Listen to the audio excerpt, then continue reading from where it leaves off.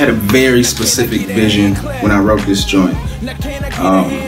I had been writing a bunch of club stuff, a bunch of fun stuff, a bunch of poppy stuff, and really what I wanted to do was get away from that for a second and get to some honesty, some truth, some realness. And so basically, like, I had started writing a hook, but I didn't really have an instrumental. You know what I mean? I didn't have a sick enough instrumental that could really solidify this track. And so I was stalled there for a long minute, actually. And I had done, started writing a bunch of other stuff, doing other things or whatever. But I always came back to that hook and I always just remembered, like, yo, I need something very specific for this. And so basically I started writing the rest of the track. I wrote first verse, second verse. It started out going one way, and then one night, literally, and I'm not even a big wine drinker, but I poured a glass of wine. I just wanted to open my mind and just start getting all my thoughts out on paper, like, and everything that came to me as I was sipping sipping the little wine that I was sipping and doing whatever I was doing. Like, it just all instantly just started writing itself. Like, the ink just appeared. It just seemed to appear on the page. And so I had a second draft of this, and I just fell so deeply in love with it. You know what I mean?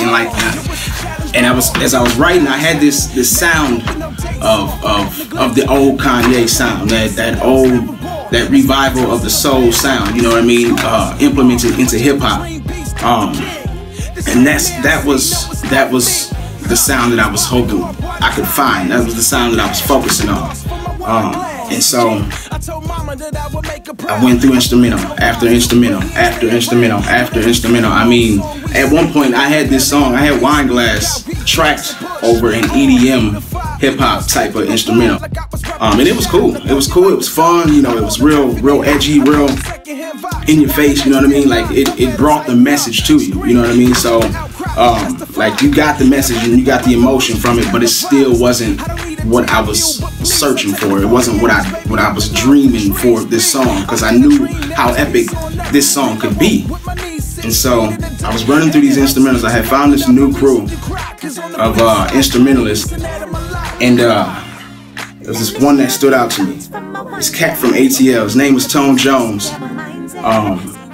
And I was just like, man, like, I had listened to a couple of other instrumentals, and I was like, man, this dude is soulful. Like, this dude is right on point. And then I hit this one, and it had, I thought was a sample of some trumpets or saxes or whatever, but come to find out, this cat actually plays these joints. But the piano riff right in the top of the track,